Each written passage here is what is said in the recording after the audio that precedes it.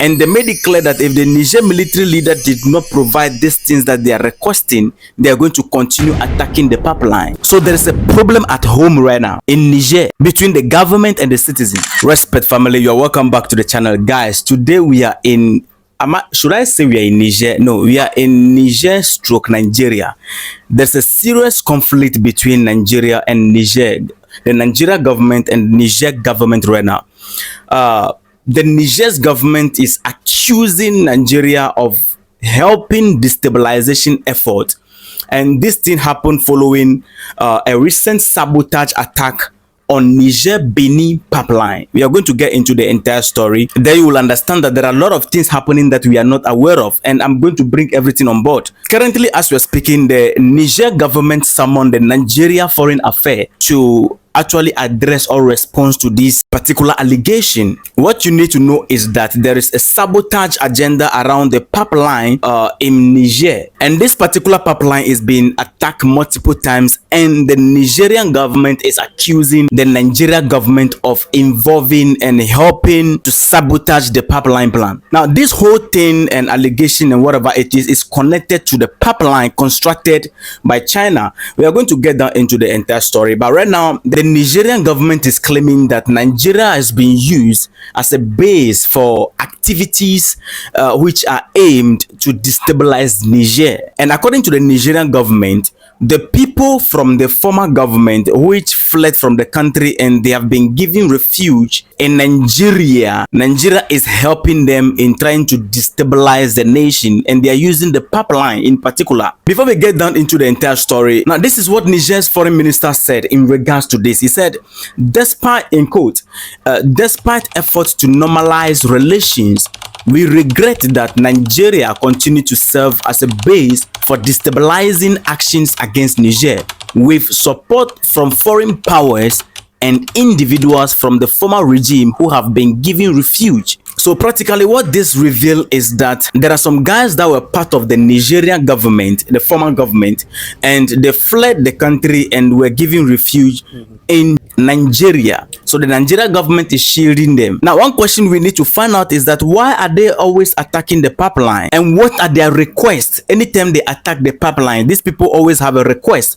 We are going to go down into all these things, what they are requesting from the Niger military leader, and they made it clear that if the Niger military leader did not provide these things that they are requesting, they are going to continue attacking the pipeline. Now this allegation is a result of constant attack on the Niger-Benin pipeline, and which is near Lido and Karaka, which is in Niger's Dosso region, and it practically borders with Nigeria. Lovely people, what you need to understand is that this pipeline is a critical piece of infrastructure for Niger's oil exports. In recent months, Niger has faced multiple sabotage attacks on this Niger-Benin oil pipeline.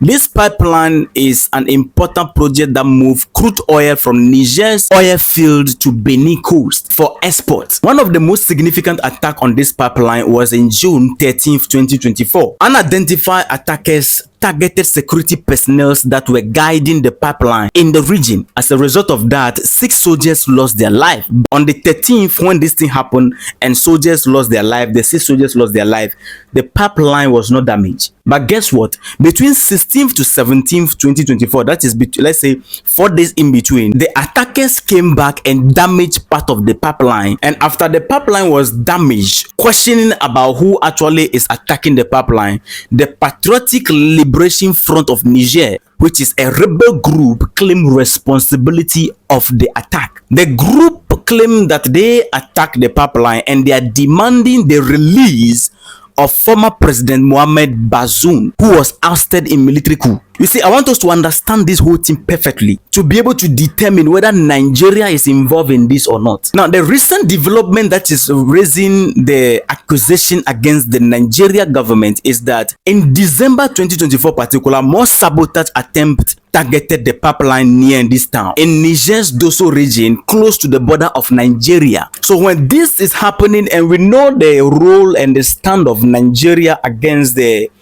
military leaders in the Sahel, The Nigerian government accused Nigeria government of involvement in this particular attack, and they are claiming that the attacks were planned using Nigeria territory and Nigeria allow it. So the fact that Nigeria can provide their land for the attackers to attack their sister nation, it raises concern, because this particular rebel group are on the land of Nigeria. They are from the former government and they fled the country after the military coup, and they've been given refuge in Nigeria, and they are in Nigeria operating from Nigeria against Niger. And their main demand is that they are demanding the Niger military government to release the former president and return the country to a constitutional leadership or democratic leadership. Now somebody will ask, why is it that all the things that were there, why the attack is mainly on this pipeline, or their focus is on the pipeline? It is very simple to understand. But before I make you understand that, you have to understand that there is something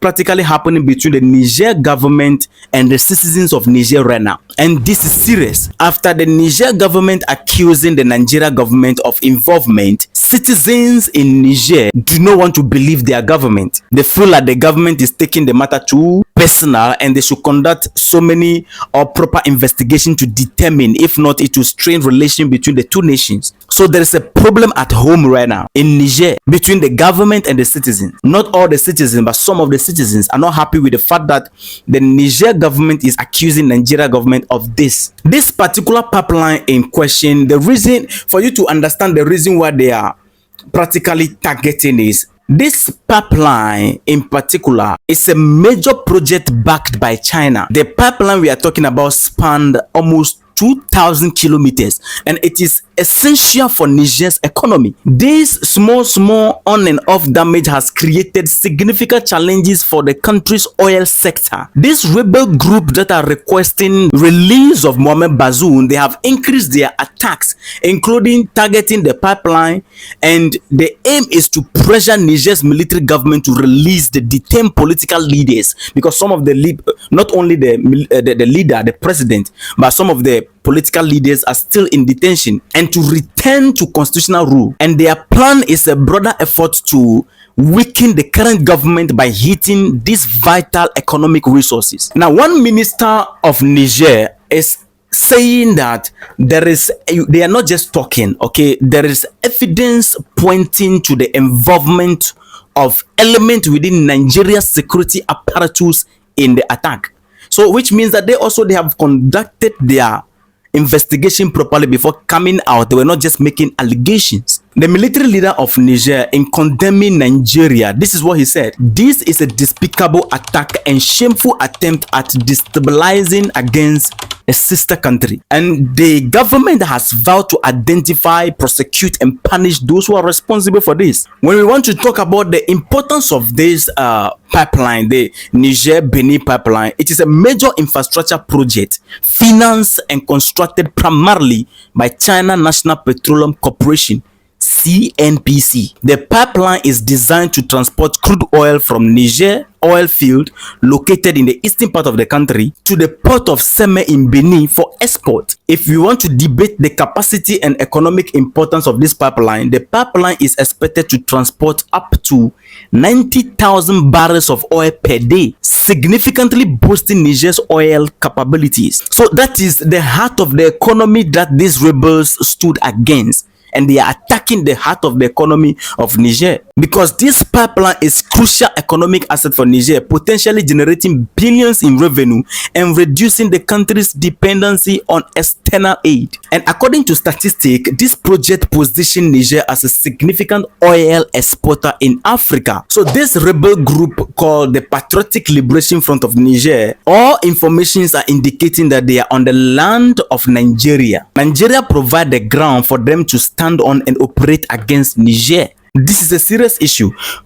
I cannot doubt it, and you cannot doubt it, because we know the stand of Tinubu. I cannot doubt the Niger government in this case. So lovely people, these are the new development happening between Niger and Nigeria, and we are going to follow into detail to make sure that we bring you all the latest development concerning this particular story, because this is an interesting one. If you love the update, guys, let's meet in the comment section. Don't forget to like the video and subscribe to stay connected. Respect.